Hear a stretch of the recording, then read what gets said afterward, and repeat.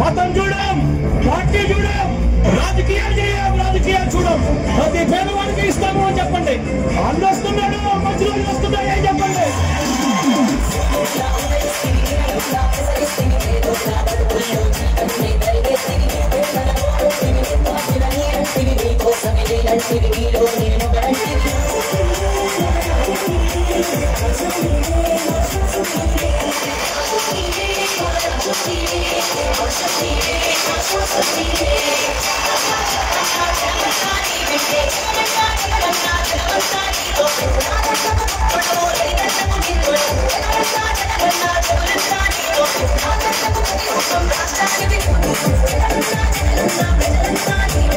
ఆరోగ్యశ్రీ ఆరోగ్యంగా తయారవుతుంది అని చెప్పండి.